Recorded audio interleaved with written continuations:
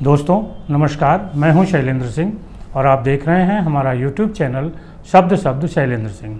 आज हमारे साथ हैं रिलेशनशिप कोच सिद्धार्थ दुबे जी। हम लोग बात करेंगे कि जो दाम्पत्य जीवन में सामंजस्य की समस्या आती है वो क्यों आती है, क्या कारण है और इसका किस तरीके से उपाय होता है। सिद्धार्थ जी काउंसलिंग भी करते हैं, तो काउंसलिंग के लिहाज से भी बताएंगे और वो एडवोकेट भी हैं, तो कानूनी सलाह भी देंगे कि इन चीज़ों का कैसे हम मुकाबला करें जिससे समस्याएं कम हों और समाधान हो जाए, दाम्पत्य जीवन मधुर संबंधों के साथ चलता रहे। सिद्धार्थ जी बहुत बहुत स्वागत आपका। बहुत बहुत धन्यवाद शैलेंद्र जी। आपके पास बहुत सारे ऐसे लोग आते होंगे जी, पति पत्नी के बीच जो सामंजस्य की दिक्कत है, बिल्कुल। क्या कारण होता है कि जो सामंजस्य आपस में बैठ नहीं पा रहा है जी, और फिर उसके निदान क्या है? देखिए शैलेंद्र जी, मैं आपको अगर बताऊं तो आज की जब हम जिन परिस्थितियों में हम लोग आज जीवन जी रहे हैं, मुझे ऐसा लगता है कि किसी के भी दाम्पत्य जीवन में या किसी की भी शादी में वैसे तो बहुत सारी तरीके की अलग अलग परेशानियां या बहुत सारे अलग अलग तरीके की प्रॉब्लम्स आ सकती हैं, बट जो मुझे लगता है जो सबसे ज़्यादा है, जो सबसे कॉमनली हम लोग फेस करते हैं, मैं इसको एक रिलेशनशिप के कोच या मीडिएटर की नज़र से देखूंगा। मैं इसको एक वकील की नज़र या जिसको लॉ की नॉलेज है उसकी नज़र से ना देख के आपको बताऊं तो वो सबसे बड़ी है जो लोगों की सोच में फ़र्क आ चुका है। और ये जो सोच का फ़र्क है, इस सोच के फ़र्क को लोग किसी भी तरीके से एक दूसरे से मिलाना नहीं चाहते। सामंजस्य इसलिए ही नहीं बैठ पा रहा है आज की डेट में क्योंकि बहुत सारे लोग हैं, बहुत सारी ऐसी सोशल मीडिया की अलग अलग चीज़ें हैं जो आपको वो राय देती हैं जो राय शायद आपको नहीं दी जानी चाहिए जब आप किसी तरीके की परेशानी को झेल रहे हैं। मैं अगर आपको एक उदाहरण दूं, अगर एक पति और पत्नी में किसी तरीके से एक मान लीजिए एक मन मुटाव हो गया और वो मन मुटाव हो रहा है पैसे को लेकर, रुपए को लेकर हो रहा है कि मे बी पत्नी नहीं कमा रही हैं या पत्नी ज़्यादा कमा रही हैं और पति कम कमा रहे हैं, या पति कमाते हैं तो पत्नी को पैसा नहीं देते हैं। सो ये अपने आप में एक बहुत ही बेसिक, ये अपने आप में बहुत ही एक मामूली सी मुद्दा है या मामूली सा मेरे को कहना चाहिए मामलात है जिसको सुलझाया जा सकता है आपस में बैठ के। अब क्या होने लगा है पिछले कुछ सालों से, मैं पूरी तरीके से तो नहीं ब्लेम करूंगा, बट कहीं ना कहीं मैं कहूंगा कि हमारे समाज में जो पिछले 2 दशक या 3 दशक में बदलाव आए हैं वो कहीं ना कहीं ऐसे हो चुके हैं कि अब ऐसी अप्रोच हो चुकी है कि हमको अगर प्रॉब्लम है तो उसको सोल्यूशन नहीं चाहिए, सॉल्व नहीं करना, हमको उस प्रॉब्लम से या तो हट जाना है जी बस निजात चाहिए, हमको फेस ही नहीं करना है उस चीज को, या हमारे को लड़ाई लड़ लेनी है। सो मैं कहता हूं कि ना तो आपको उससे बचना चाहिए, ना आपको उससे भागना चाहिए और ना ही आपको लड़ाई लड़नी चाहिए।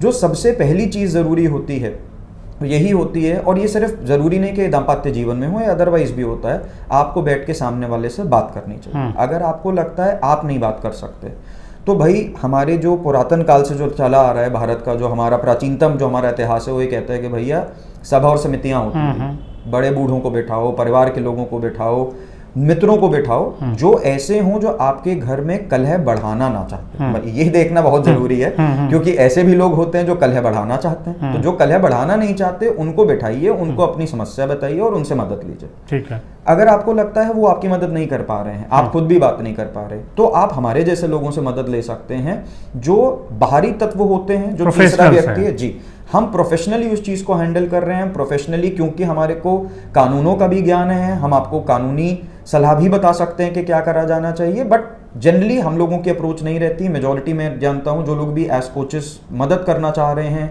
वो किसी के भी घर को तोड़ना नहीं चाहते, वो सबके घर को बचाना चाहते हैं। कोशिश हमारी हमेशा यही रहती है। तो अगर मैं आपको एकदम सिंपल में बोलूं तो मुझे यही लगता है कि सबसे बारीक चीज़ है बातचीत करना, और लोग बातचीत से ही भागते हैं, जो नहीं भागना चाहिए। चाहे आप खुद करें, चाहे किसी की मदद लेके करें, परंतु बातचीत करिए, ये सबसे ज़रूरी होता है। एक सवाल बार बार उठ रहा था कि भाई जो पहले शादियां होती थी वो अरेंज मैरिज होती थी, जी बिल्कुल, फिर लव मैरिज, आज की तारीख में लव अरेंज दोनों हो रही हैं। बिल्कुल। तो अगर इसके परिप्रेक्ष्य में देखें जी, समस्याएं सामंजस्य की कहाँ ज़्यादा हैं, अरेंज में या लव में, या दोनों जगह एक जैसी हैं? देखिए, मैं ये बात जब इसका मैं जवाब दूंगा तो आपको बहुत सारे लोगों को मेरी बात सही नहीं लगेगी शायद, बट मुझे लगता है कि मेरी खुद की शादी हुई है तो मेरी खुद की लव कम अरेंज मैरिज है, मैं ये भी आप लोग को बता दूं। तो पर मुझे ऐसा लगता है सबसे ज़्यादा जो मैं देखता हूँ प्रॉब्लम्स आती हैं वो आती हैं लव मैरिजेस में। और उसका सिंपल जो मुझे लगता है कारण है, जब हमारे माताजी पिताजी की शादी हुई थी या उससे पुरानी पीढ़ियों की शादी होती थी तो मालूम था कि सिस्टम ऐसा ही है, उम्मीदें कम हुआ करती थी और धीरे धीरे जिंदगी में जो जो आता चला जाता था वो पति पत्नी मिलके सीखते थे, समझते थे।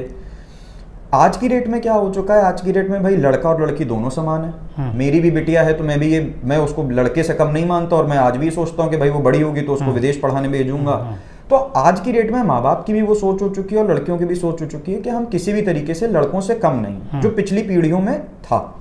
पिछली पीढ़ियों में वो इसलिए भी था क्योंकि लड़के ही कमाते थे, या जो घर को चलाने की जिम्मेदारी होती थी वो पुरुषों पर हुआ करती थी।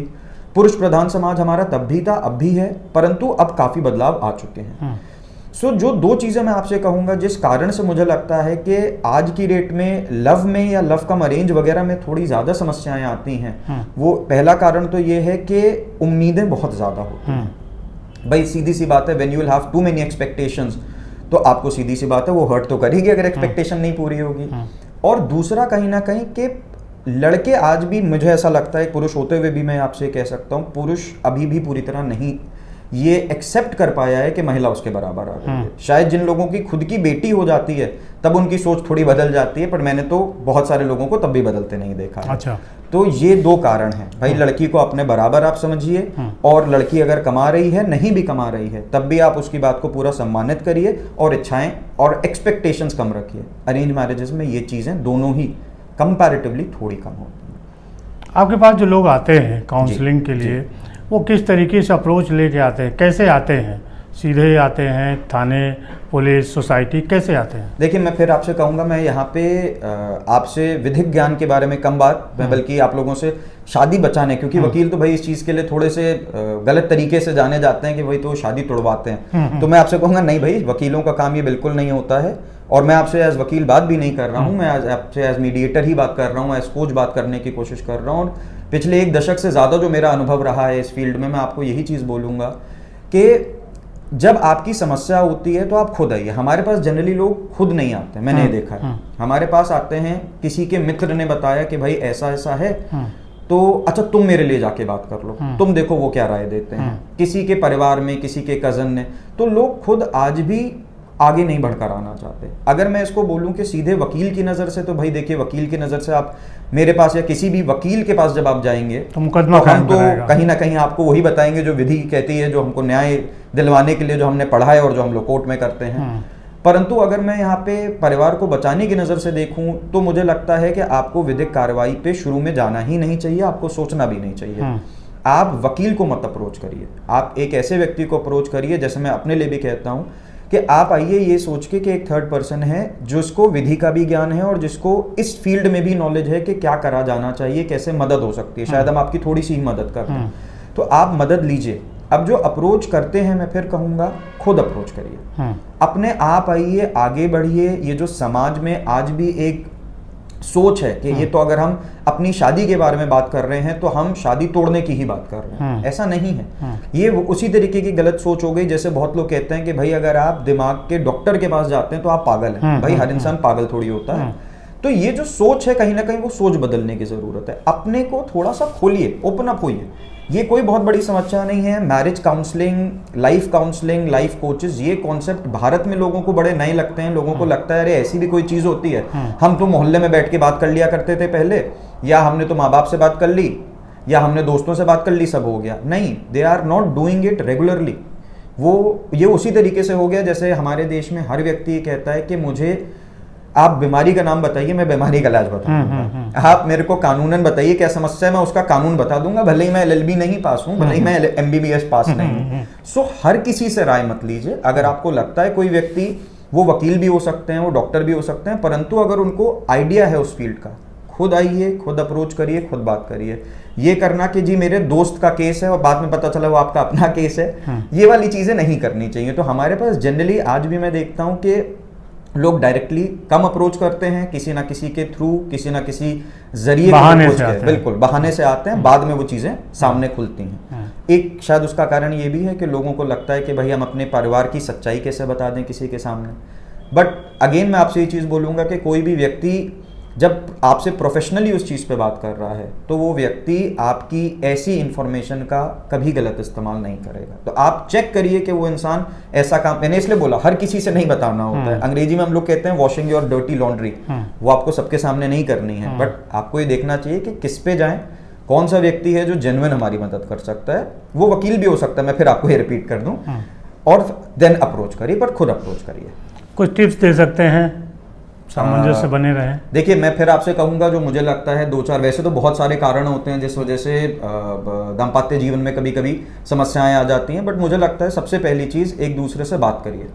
जब आप एक दूसरे से बात नहीं करेंगे, ऐसा नहीं है कि मैं अपना भी आपसे बोलूँ, ऐसा नहीं है कि मेरी पत्नी के साथ मनमुटाव कभी नहीं होता, भाई बिल्कुल होता है, हम इंसान हैं, सबका होता है।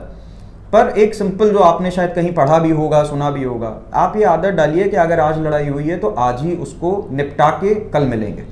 ये नहीं होना चाहिए कि अपनी लड़ाई को आप कल खींच रहे हैं, परसों खींच रहे हैं। दूसरा, अपनी लड़ाई को अपनी लड़ाई बनाइए, अपने परिवार की लड़ाई, अपनी लड़ाई को अपने दोस्तों की लड़ाई, अपनी लड़ाई को पुरानी लड़ाई, सबसे जोड़ मत दीजिए। क्योंकि होता क्या है कि हम लोग, मुद्दा तो एक छोटा सा होता है कि भाई आज खाने में ये बनना चाहिए था, आज ये नहीं बना।